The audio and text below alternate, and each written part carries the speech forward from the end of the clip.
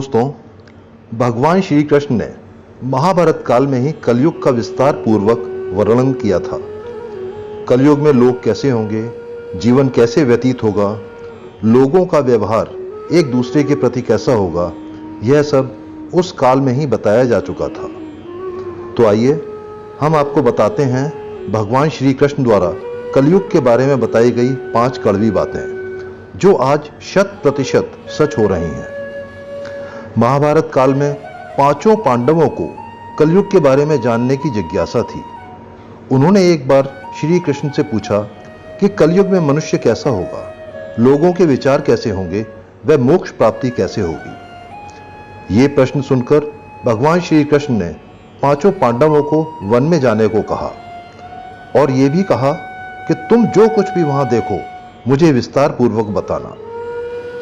5 भाई वन में जाकर वापस आए और भगवान श्री कृष्ण को क्या बताते हैं, चलिए जानते हैं। युधिष्ठिर महाराज ने 2 सूंड वाले हाथी को देखा और वो बहुत आश्चर्यचकित रह गए। उन्होंने भगवान श्री कृष्ण को इस दृश्य के बारे में बताया तो भगवान ने उत्तर दिया, कलयुग में ऐसे लोग राज करेंगे जो बोलेंगे कुछ और करेंगे कुछ और। ये लोग दोनों ओर से शोषण करेंगे। भीम ने देखा एक गाय को जो अपने बछड़े को इतना चाट रही थी कि बच्चे का खून निकल आया। भीम यह देखकर दंग रह गया और भगवान श्री कृष्ण से इसका अर्थ पूछा। श्री कृष्ण ने बताया, कलयुग का मनुष्य अपने बच्चों से इतना आसक्त होगा कि ऐसी ममता के कारण बच्चों का विकास ही रुक जाएगा। यदि किसी का पुत्र साधु बना तो सब उसके दर्शन करेंगे, परंतु खुद का पुत्र साधु बना तो दुखी हो जाएंगे, सोचेंगे कि मेरा पुत्र किस राह पे जा रहा है, इसका क्या होगा।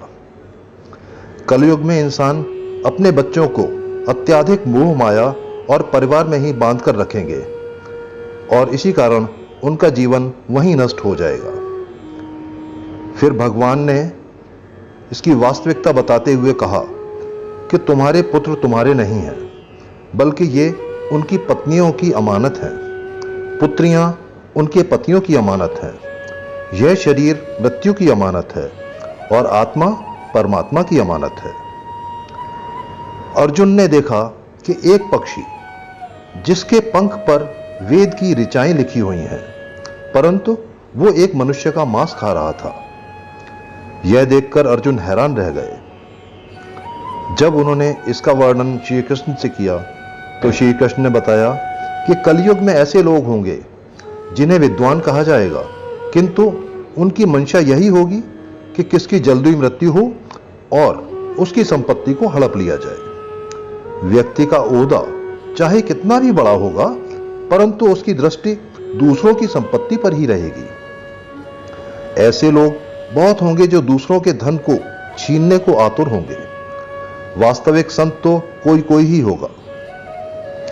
नकुल ने देखा कि एक भारी चट्टान पर्वत से गिरी और बड़े से बड़े वृक्ष भी उसे रोक नहीं पाए, परंतु एक छोटे से पौधे से टकराकर वह चट्टान वहीं रुक गई। श्री कृष्ण ने इसका अर्थ बताते हुए कहा कि कलयुग में मनुष्य की बुद्धि क्षीण होगी, उसके जीवन का पतन होगा। इस पतन को धन और सत्ता के वृक्ष रोकने में सक्षम नहीं होंगे, परंतु हरिनाम रूपी एक छोटे से पौधे से मनुष्य का पतन रुक जाएगा। हरि कीर्तन से मनुष्य की बुद्धि प्रबल होगी। सहदेव ने वन में अनेकों कुएं देखे, जिनमें से केवल बीच का कुआं खाली था, जो कि सबसे गहरा था। श्री कृष्ण ने इसका अर्थ बताया कि कलयुग में धनी व्यक्ति अपने शौक के लिए पुत्री विवाह में बहुतायत धन खर्च करेंगे, परंतु किसी भूखे को देखेंगे तो उसकी सहायता करने में किसी की कोई रुचि नहीं होगी। इंद्रियों की संतुष्टि, मदिरापान, मांस मछली और व्यसन में धन खर्च किया जाएगा। जो लोग ऐसी आदतों से दूर होंगे उन पर कलयुग का नहीं बल्कि परमात्मा का प्रभाव होगा। तो दोस्तों, ये है कलयुग के 5 सत्य जो भगवान श्री कृष्ण ने बताए थे, जो आज सच भी हो रहे हैं।